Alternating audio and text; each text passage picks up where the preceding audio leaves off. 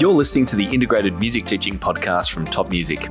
Tune in weekly as we interview music teachers and experts from around the world to explore creative activities and ideas that build learning connections in students. Our integrated music teaching approach will deepen your students' understanding of musical concepts, engage them in critical thinking, improve their reading and performance, foster their curiosity, and prepare them for a lifetime of music making.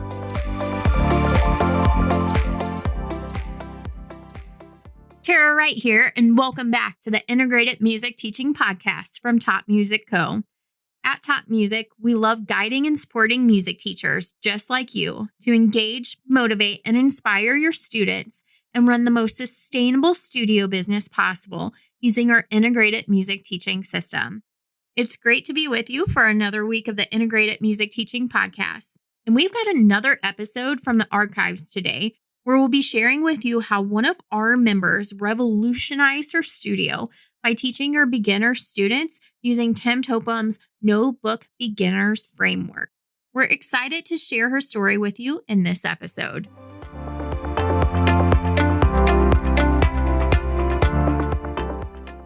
So where did this idea about teaching beginners with no book come from? No books come from? Well, it's been a bit of a long journey for me, but I have always questioned the value of teaching reading from lesson 1, or even lesson 2 or 3 for that matter. Because the more research I did and reading I did about the way students best learn music is that it's much more effective taking on a language acquisition approach. And what I mean by that is that the research seems to be saying that students learn best when reading isn't the thing that they do first. Just like we don't get our students to read or write a new language first. What do they do first? So let's think about what a baby does when they're starting to learn how to speak. Well, the first thing they do is they start making sounds. They start improvising effectively, and they start babbling and da, ba, ba, ba, ba, making funny sounds, and eventually those sounds form into words, and eventually the words into sentences, and then they can start speaking the language. They do a lot of listening at this time as well, and they do a lot of copying and imitating. So we've got this kind of process for language acquisition from listening first to trying, to improvising, to playing, to making sounds. And then eventually a student will start reading the language, and then they'll start writing the language, with those two things very much last in our list. Now, of course, for those familiar with the approach of Dr. Edwin Gordon, music learning theory approach, you'll know that this is obviously very familiar to you, and I certainly haven't invented it. It's just something that I've researched a lot and I think is by far the best way to approach music learning for beginners. So I will pop a link in the show notes to an article that I've written called Why I Teach Beginner Piano Students Without a Method Book.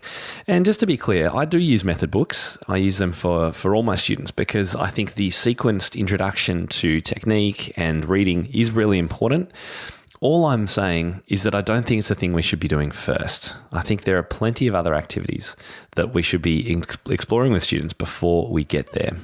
And those kinds of things will be singing and listening and chanting and, of course, improvising.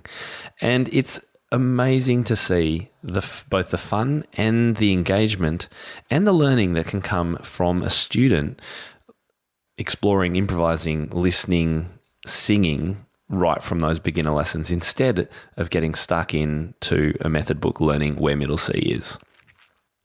Now, the big issue with taking a more creative no-book approach to teaching beginners is it's really hard to do if you've never done it before. And so what I did about 2 years ago or thereabouts is I documented everything I did when I took on a new 7-year-old boy in my studio. And I recorded everything, I wrote it all down, and I packaged it up into what became No Book Beginners, which is this framework for teaching beginner students for anything up to 10 weeks. And I call it a framework, as I mentioned right at the start, because it's not a a structured method book that you must follow. Like all of my resources and thinking in teaching, I never want to direct that you must do this my way or you must do X, Y, or Z. I much prefer to say, look, here's an approach that I've used and it seems to be working really well. I'm getting great engagement. I'm getting deep learning. Why don't you give it a shot? And so using the framework allows you to continue teaching exactly as you do, but you can, of course, try some of these new ideas in your studio alongside what you're doing. Or you could go, you know what, I'm going to try this out with my new student. I think he or she is going to really enjoy it. So I'm going to try 4 weeks before I start my method book, or maybe just 2 weeks, and try out some of the activities that I share with you in this approach. And I think it's going to make a huge difference to both the fun that you have in those first lessons and the deep learning that the student will get from delaying that reading till later on. So what does this approach actually look like? What am I talking about? Well, what you can get access to are 10 modules, actually 11 because module 1 is in 2 parts, 11 modules documenting everything that you can do over those 10 weeks. Okay, so 10 modules, 10 weeks, 1 lesson per week. You get a video, you get to see me at the piano actually teaching what I'm doing and how I go about it. You get the full lesson plan. So if you've never done this before, you can literally pick up the lesson plan and go, okay, this is what I do first. This is what I talk about. This is what I ask them to do. You get a list of any other resources that I use in conjunction with the approach. You also get the musical scores because there's a lot of improvising, so the teacher needs a score to read from, so you get the full score. You also get backing tracks created by one of the great members of my team, Fraser, who's creating backing tracks for these improvisation activities, so you can just send them home with those to play along with. And I think most importantly, one of the things that really is difficult when you're taking a no-book approach, an off-the-page approach, is what do you actually get your students to do when they go home? It can be a real challenge. So for every single lesson over the 10 weeks, I give you home practice activities for the students to do. And the outcomes that teachers are getting from this approach are literally phenomenal. So in this podcast, I'm going to be crossing over to an interview that I did with one of my Inner Circle members who's been using this to great effect and and having great fun with it for the last couple of years. So I'll talk more about that in just a moment. But let me give you an overview of what the weeks look like and some of the things that students are doing. So in lesson 1, we're talking about how to sit at the piano, asking them what they can play, and doing some simple improvising. I use an idea called animal improv, and also improvising on the black keys with those backing tracks and the scores that you can play along with. In lesson 2, we start moving to some of the white notes, and we continue with learning, with exploring improvisation, and also starting to do some rhythms. By lesson 3, they're doing some play-by-ear activities. They're transposing. They're doing some echo plays, and they're learning patterns and the difference between beat and rhythm. By lesson 4, we're continuing on transposing. We're still improvising. We've got some great note games, and they're doing some singing as well. By lesson 5, we're introducing some harmony and bass lines, all again by ear and by listening. We're doing more play by ear, and we also introduce the first of our rote pieces. In module 6, we continue with the rote piece. We introduce more harmony. We do something called the breakfast improvisation, and we start a 3-part or a 3-week series called Around the World Improvisations. And this, as you'll hear when I interview today's guest, has been an absolute highlight. Module 7, they are continuing with another rote piece, continuing with improvising, with harmony, and also the next section of the Around the World improv. By week 8, they're continuing again with the Around the World, moving to a different area. They're learning something like the Simpsons theme, and they're doing some more improvising. By module 9, we're back into the breakfast improv. We do something called the Storm improv, or improvisation, and we're finishing up the Around the World with the last one of those. And then by week 10, we're doing a wrap-up. We're doing an improvisation. I'm giving you a whole lot more resources to follow, and we're doing a little mini concert with our students. And from after that, you can do whatever you wish. And of course, if you don't want to do modules 5, 6, 7, 8, 9, you can skip them. Or maybe you just want to do the around the world for a couple of weeks or just 1 week. That's totally fine. The great thing about this framework is it's 100% flexible, so you can use it exactly how you want to. Let me give you just a couple of the goals that I have for my beginning students that underpin my thinking with this framework. So here are the things that I want to impart to my piano students in those first 10 weeks. 1, that I love music and I love teaching them. 2, that music lessons are creative and exploratory. 3, that creating music is both fun and easy. 4, that music can tell stories, and we do that through these improvisation activities. 5, that music is more than just pushing down keys. 6, that music is art and involves dynamics, speed and feeling and all those kinds of things. That singing and moving to music is just a part of how we do things in music education, and I think this is a really important one. If you can get students singing and moving around the room and clapping and tapping and chanting and all those kinds of things right from those first lessons, it will just become normalized. So students don't have to feel awkward about it because it's just how we do things around here. The next one is that playing piano the right way, i.e. with the right technique, is really important. So we do focus on that right from the beginning. Also, that the importance of understanding, feeling and moving to meter is an important different thing for students to understand, particularly the difference between duple and triple meters. I also want them to know about the concept of home in a key and tonic and dominant tonalities and being able to hear and create bass lines. I do a lot of work with my students on bass lines because it's one of the most fundamental things for them to get used to hearing. If they do it from those first lessons with very simple ideas, which you'll find in this framework, then that can become much easier later on. And the last couple, that music is made up of chords, patterns, and melodies, and students can learn this in those first 10 weeks. And finally, that they can transpose music into different keys without too much trouble if they know a few tricks. So that's why I recommend keeping that method book pretty firmly closed for those first anything up to 10 weeks. And as Paul Harris says, Paul Harris, UK education expert, creativity is central to the development of a young musician. And so with that in mind, the main objectives of this framework is to crucially teach students how to sit properly at the correct height and using the correct arm, wrist and finger kind of movements. And I like getting students to teach their parents how to do this as a bit of a fun activity at home. That they have a good, steady sense of pulse, so important. To be able to tap a rhythm and keep a beat at the same time. To be able to sing a song and keep a beat on their knees at the same time. To know the names of all the white notes and be able to quickly find any of them. And I've got a fantastic game. If you haven't seen me do my frog and snake game, then find the YouTube clip of me doing it. It's an absolute winner and you can learn it in about 3 minutes.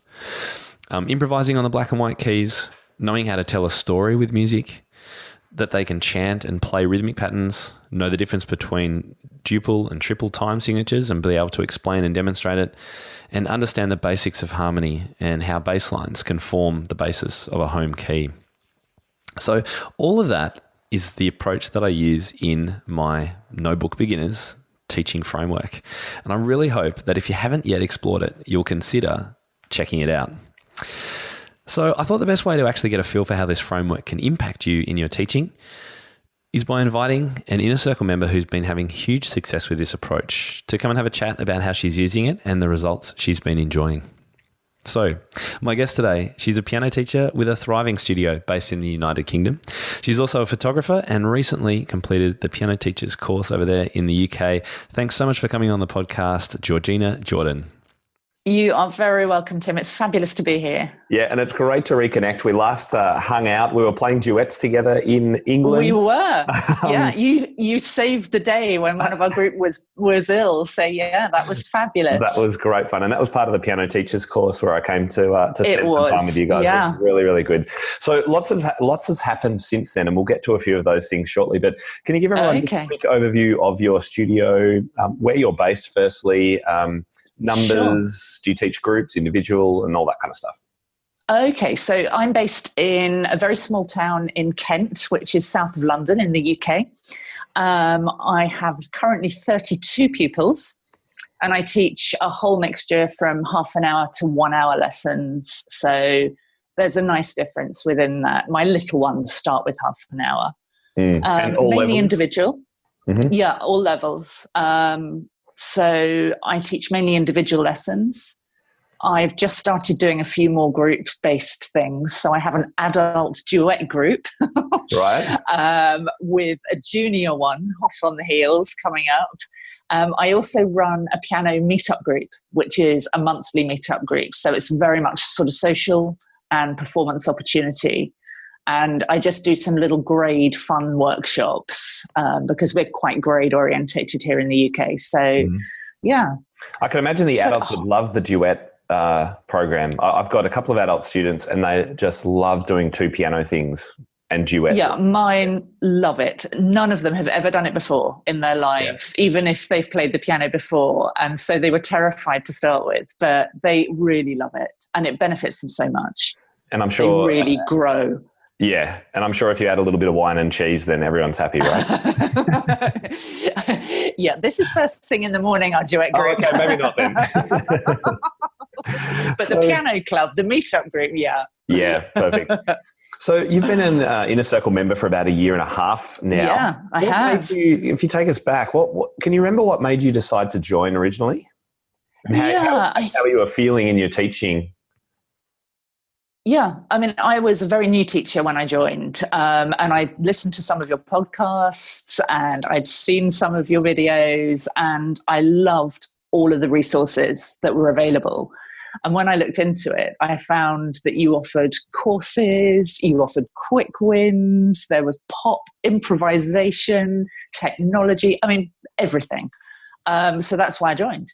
Right. And there's just, as everybody who's looked at your site will know, there's just a whole wealth of stuff on there. What I really liked was your explanations of everything, the how-to videos, the backup that I felt I had as a new teacher. So Fantastic. It helped demystify a lot of things for me. And it sounds like perhaps it gave you a bit of support, like you had a fallback and a place to ask questions. Absolutely. Give yourself more confidence.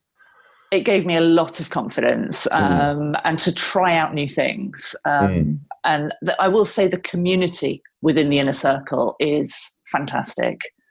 I've met wonderful people from all over the world. We can just chat to each other. We can share ideas.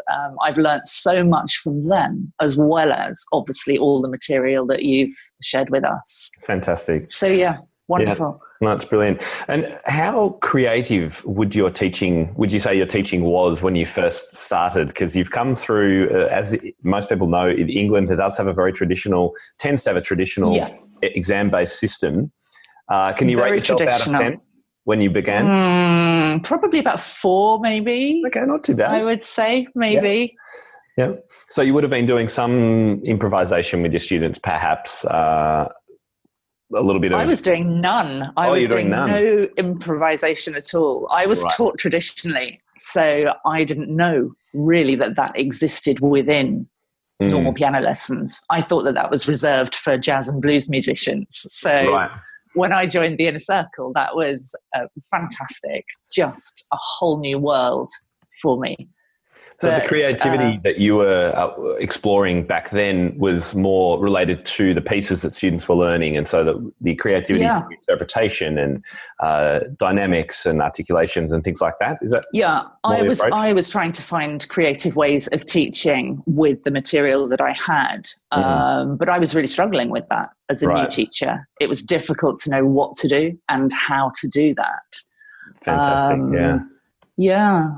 So one of the resources that you've shared some experiences with, and that's why I really wanted to connect with you today, is the resource that I've been talking about on today's podcast before we started this interview, and that's No Book Beginners. And it's been one of my most popular frameworks, I call it, which is just exploring this let's not jump into a method book right at the start when we teach a new beginner student, and let's do some other stuff first. Method books are great, but maybe not for that first lesson. So could you tell me about your beginner approach before you started using the no book beginners approach? Yeah, I was method book. Absolutely, right. Method book. And as I mentioned, trying to find creative ways of using the method book material, but not knowing how to do that at all. Quite how to structure it and things. Yeah. And what method were you using? And was that literally from lesson 1? From lesson 1, I was using Piano Adventures or Piano Safari. Mm-hmm. So, yeah. Yeah. And interestingly enough, Piano Safari, of course, is one that I highly recommend. I love Piano Safari. And it's very creative. Yeah, I was going to say, as far as method books go, it's about as creative as you can get. So I think that's a great approach. But then again, still, those first few lessons, I just love some of these other things that we can do. What did you find the hardest thing about teaching beginners, I was going to say? I mean, you've mentioned that you weren't sure about the way to structure if you don't have a book in front of you. But what about this from the student's perspective? What were you finding that they perhaps might not have been doing or getting or experiencing when you did that approach? I think they were on the bench a lot, and I wanted to get them off the bench a lot more. I think they were not able to create their own music as early as I would have liked them to. I like the idea of them coming away in lesson 1 knowing how to mess around on the keyboard. You know, it doesn't need to be so structured. It doesn't need to be page 1 of a book. You're actually giving them the tools in the first week to play at home. That was really important to me. Yeah. To give them that musical grounding and to have fun, actually. I was going to say, fun is just the most important thing. Right.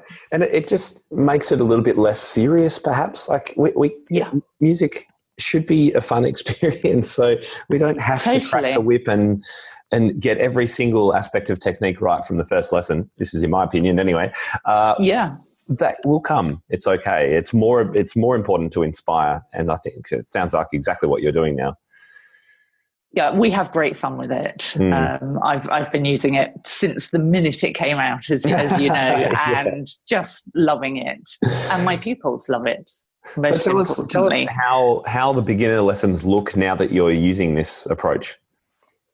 Okay, so I do 2 different things depending on the student. With some, I will do the whole course, so the whole No Book Beginners course, and follow that. With some, I dip in and I use bits and pieces. It's according to how old they are. Like, for example, I've been teaching a 4-year-old for the last year for the first time. So she wasn't able to do the whole course, but we used a lot of it and perhaps spent longer doing those things than you might have done with, say, a 7-year-old. So she just loved it. Things like the frog and snake game, we did every lesson. It's so much fun, isn't it? And even the thunder showers as a rope piece. I did that, I think, on her first or second lesson, just so that she was playing. And she still plays it now, a year on. She will suddenly come in and say, "Do you remember this?" And she loves it. So that was great with the young beginners. I also ran the improvisation side of it completely separately as a kind of holiday activity. So it was the around the world improvisation. So when all the pupils were exhausted from normal learning, we switched and included a lot of that. And I think I shared lots of the resources and the inner circle from that. You did. So we had like passports. The Egyptian headdresses and things. That was we had masks, headdresses, alien costumes. It was just wonderful. And we made stories with each improvisation. We made a whole story. So they went home and they were able to create the story and use the improvisation.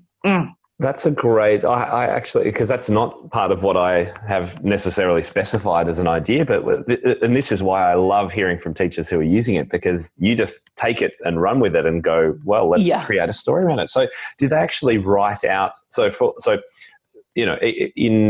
people who aren't familiar with it, there's a series of around the world little motives that students are given each week. So one of them is Egypt, for example. So for one of those, would they go home and think about a story related to Egypt or whatever it was, and Yes. use that as a basis for their improvisation. Yeah, and it fed between the two, because we tested out a lot of ideas for, let's say, Egypt within the lesson based on your framework. So I showed them what was possible and just gave them a few little bits and pieces. We played around with it together. Then they had to go home and try and make a musical story, as it were. They would come back the following week and play me the musical story, and I had to guess what was going on. Ah, brilliant. So, Love it. then they would tell me if I wasn't right. But they were so creative. You know, we had thieves and robbers around pyramids, and we had sunset, and they completely blew me away with how they interpreted it. It was wonderful. Yeah. And that idea of picking the story actually picks up a thread from lesson 1, I think, where we do the kind of the animal improv, where students see elephants and ants and tell a story high on the piano and low on the piano. So that's great that you're obviously continuing that idea on too. Yeah, and I use that as well with my young beginners. They love that. So that's brilliant. One of the other aspects I was really conscious of in creating the framework was providing things for students to do at home, because I think one of the hardest things for teachers who might be doing improvisation in lessons is knowing what to give students when there isn't a book to take home. So how have you found those activities working for practice time? Yeah, I think it's been fantastic. With the Around the World Improv, the parents have all got involved. I was going to ask you that, parents. Good. Yeah, which is exactly what we want. One of the sets of parents actually said to me, I wish I'd been taught like this. This is so creative. And she said, I wouldn't have given up the piano if my lessons had been like this. So, you know, we are starting something pretty amazing, I think. Well, you have. Yeah. Well, and you guys are running with it, which is what I love. Yeah. The other thing that the parents and the children love is the breakfast improv. Oh, yeah. That they can take home. Yep. They ask the whole family. Give everyone quickly an overview. How does that work? Well, basically, I play a blues scale underneath, and I give them 2 notes, which is C and E flat. And they start just using those 2 notes. And I ask them what they had for breakfast. I might use your idea and tell them that I had bacon, eggs, and smashed avocado, and give them a rhythm. Yep. They think the smashed avocado is hilarious. So then they come back. Is that a thing in England like it is in Australia?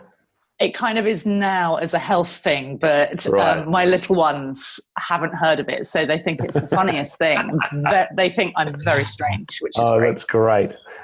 So then I ask them what they had for breakfast, but they go home and they come back saying they had pizza for breakfast, so that they can actually fit it into their rhythm. But they've asked mum, they've asked dad, they've asked brothers and sisters, and they've made whole things.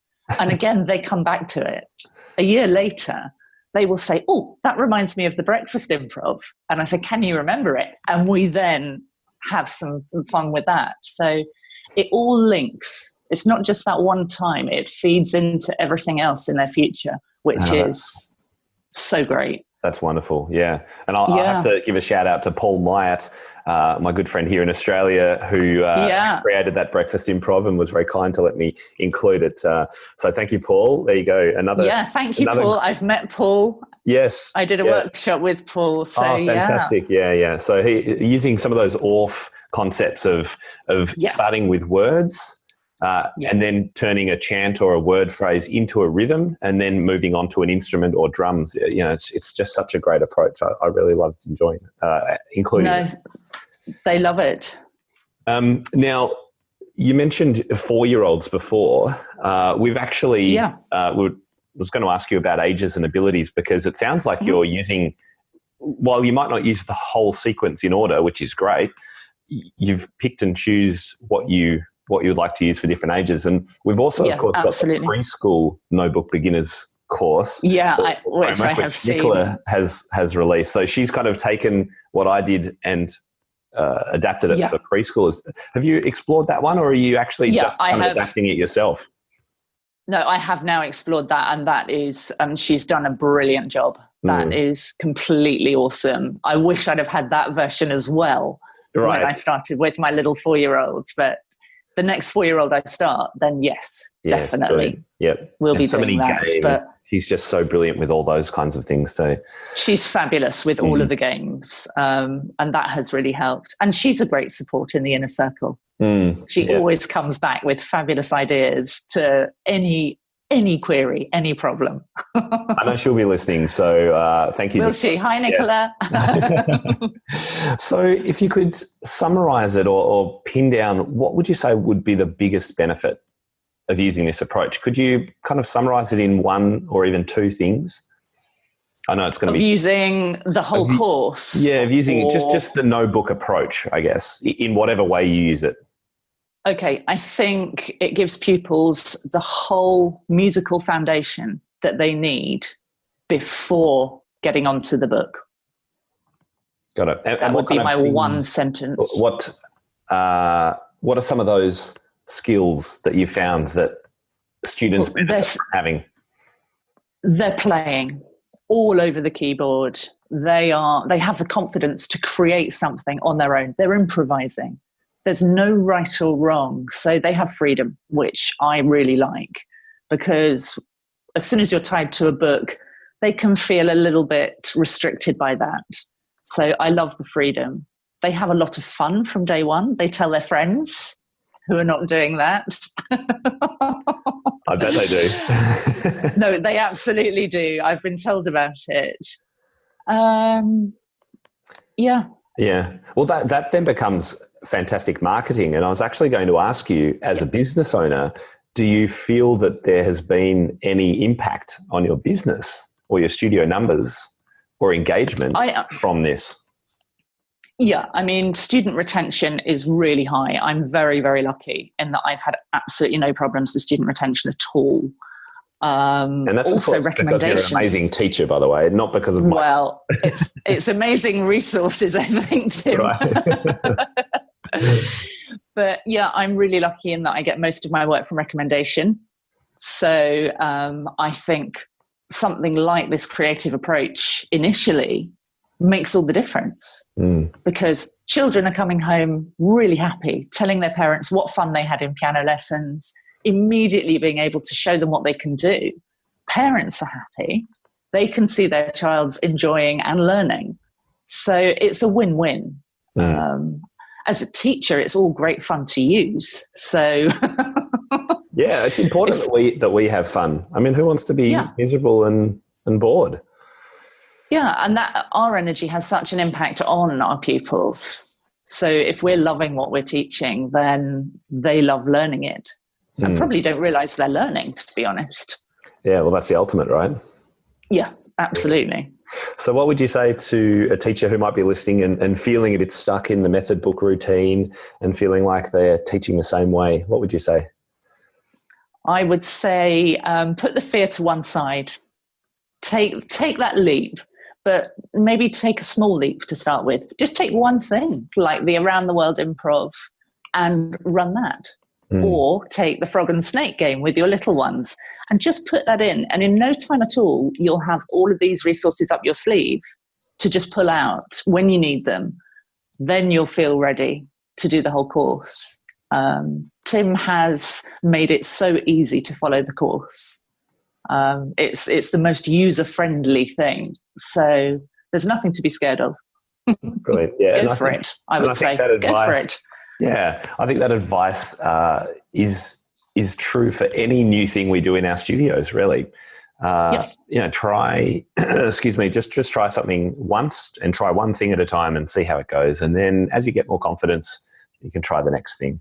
And that's why I think a framework like this is great because, as you say, you can pick and choose and do this and don't do that. And you could, even if you're a little bit more timid, you can keep teaching with your method book from that first lesson, but just throw in something, as you say, that's a little bit more off the page as you get used to it. So great advice. And just test it out. Yeah. Yes. Yeah. So wonderful. Now I'll have to ask you as a follow-up, what do you rate your creativity as a teacher now? Oh yeah, very high now. I would say probably 9 or 10. Wow. I think I'd probably drive my students mad with it all. Brilliant. And certainly the parents with all the stuff I sent home. But I love it. Well, look, you've got some great new experiences yourself coming up. You've recently, tell us about it. Tell us about just some of the things that you're doing as a result of some of the new ways of teaching and being on the Piano Teachers course. What's happening for you now? We were talking about it just before I hit record. Yeah, I'm really lucky in that I'm about to be published in Piano Professional magazine. I wrote an article about using imagination and the inner image in teaching. So it links in very nicely to all the creativity in the No Book Beginners course. I think I quoted you actually somewhere in that article. Ooh, we'll have to check it out. So ask Murray if you're able to share it with us in the inner circle. I'm sure others would love to read it. Yeah, I'm very happy to share that. I'm sure that would be fine. So that I've also been asked to guest blog for Graham Fitch's Practicing the Piano blog. So I'm very honoured to be doing that. Yeah, another good friend, and for people who are interested in those practice tips, and I think I'd be right in saying it's very much for serious musicians or students and teachers who are practicing the repertoire and trying to get really good at it. His blog, Practicing the Piano, is second to none. Yeah. Absolutely. So that'll be great. I've got that coming up. Yes. Yeah. And I've you're also doing been invited. Training, aren't you? Yeah, I'm doing another course this year. So it's the follow-up to the PTC course. They're running a teaching dip, so the ABRSM teaching diploma course this year. So I've just joined that, and that's a lot of fun. I'm exhausted already just hearing all this. Yes, so am I, just thinking about it. That's brilliant. Well, look, thank you, Georgina, so much. It's an absolute pleasure to have you on here, and I know you will have inspired many through your stories, and just hearing all that have done and you're planning to do. I think it's just it's inspiring. Thank you so much. It's been wonderful to be part of this. Oh, that's brilliant. Well, look, I'll let you go to bed. I know it's late there tonight. So thank you so much. I'll see you inside the circle, and I really appreciate your time today. Thanks. You're so welcome. Bye-bye. Bye. I hope you enjoyed that conversation with Georgina as much as I did. How cool was the idea of adding stories as well, like written stories, to the Around the World improvs? I thought that was a great idea. And you could even expand that and get students to draw and perhaps colour pictures. It could expand into even a half-day activity for a summer camp or a group program. The possibilities for this framework are only limited by your own imagination, and it gives me such a buzz to see what other teachers are doing with some of these simple ideas that I present. Georgina is just such a great example of how I love teachers using all my resources, and that's creatively. I'm not the only person with creative ideas. All of you out there, whether you think it or not, are creative and have the possibility to do some of these activities with your students. And sometimes it just takes that little spark that you can get from one of these downloads to take you on an amazing journey with your students. So pull these resources apart, adapt them, add new ideas, and then, as Georgina did, please share them with us and let us know how you went. So here's actually what Georgina shared about her Egypt improv with the other members of the Inner Circle community. She said, following my 4-week challenge, so every so often we run a 4-week, it's a month-long challenge for members where they set and achieve goals and journal their progress towards them over the course of the 4 weeks. So that was what 4-week challenge means. She says, following my 4-week challenge, I decided to try an Around the World improv project for all my young beginners this half term in preparation for summer groups. I'm really new to improv, so it's a bit of a leap for me, but I've been practicing it myself and having far too much fun before trialing it with my pupils. Today it was day 1 and it's going down a storm. We had so much fun. Somehow I managed to improvise semi-confidently, and we now have world passports. And a huge thanks to Jacinta, she says, who's another member, for sharing the passport she created for Around the World Improv. A5 mini card scrapbooks for as much Egypt-related, Egypt is one of our Around the World themes, related creativity as they can imagine. We listened to original Arabian music as well as film themes such as Ali Baba, Arabian Nights, etc. I resisted the temptation to include the bangles walk like an Egyptian. Best of all, we have Egyptian pharaoh headdresses for them to colour and make at home and wear to the next lessons to wear while they play their improvisations. And she gives us the template for the Egyptian pharaoh headdresses. So you can get access to all these kinds of things, the pharaoh headdresses, the passports that Jacinda created, and of course, see the cutest picture of one of Georgina's students wearing both the pharaoh headdress and the biggest grin I've ever seen in a photo in our Inner Circle forums. And in fact, the Around the World improv activities are one of the most popular aspects of this approach. So let me share just a couple of the other experiences teachers are having with building their students' improvisation skills from the start, from scratch, with really little training themselves or little experience. And that's a great thing about these improv activities. You can learn them along with your students. And here's what they've said. So Wendy said, happy to let you know my young students are putting books to one side and doing stuff like making up animal stories such as elephant and ants. One girl made her elephant suck up all the ants with a big glissando. Such fun. Thank you. And Juanita said, oh, and I did want to say to Tim Topham that the improvising activity on the 2 black notes, which is in lesson 1 or 2, was also amazing. One of my little ones, who is highly creative and almost goes into an asthmatic fit if I try and conform her in any way, using the correct finger technique, was just incredible in improvising with the 2 black note blues. She already is creating songs that reflect her various moods or animals or stories. And she's a singing student who just likes to tinkle on the piano for a while before we do the singing.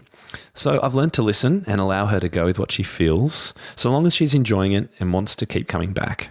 This approach is so unlike me, as I come from a very traditional method to learning music, as most of us have. Can you relate? Here's what Sarah said regarding that Egyptian improv that we've been talking about. While my Monday boy was having difficulties, my Thursday 8-year-old had a great time. He came rushing up to me at recess at school to tell me about his Egyptian music. I took a video in the lesson and was so proud of him. He chatted all the way through. This is the snake, and here's the even dangerous snake. He made up the words here and there, which he chanted in rhythm. He told me, this is the really scary part. He reused motives in logical ways. Wow. I'd show you the video, but I haven't asked permission yet.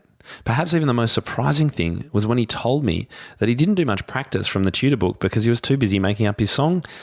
And I replied, that's fantastic. Progress. And finally, from Timothy this time, it's been really cool getting on your site. I've been loving your Notebook Beginners course, which I'm using to teach a 2nd grade boy. We are going to be doing our 4th lesson this week. What's great is that he's really enjoying it, and apparently he practices a lot without needing anyone to tell him to. And from word of mouth, another mum asked me today to teach her son.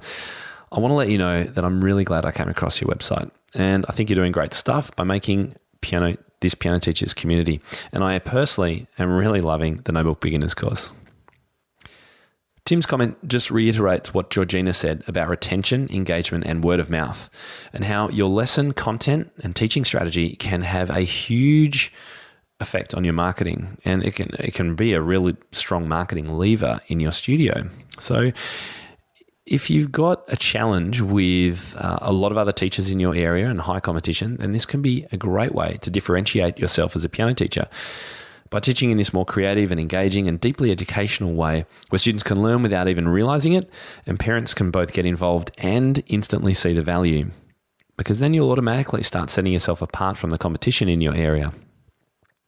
I really hope you do try out this approach. You can watch me teach the first 3 lessons totally free at timtopham.com/beginners, and you can even download the first lesson plans to get you started for free.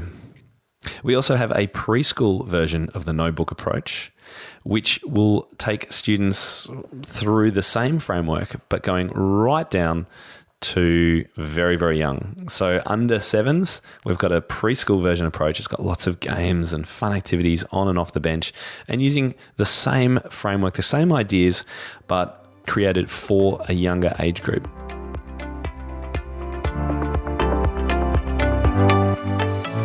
How do you keep up to date with all the latest trends and research into music education? How do you connect with other teachers around the world and make sure your teaching stays fresh and relevant for students of all ages and stages, both now and into the future?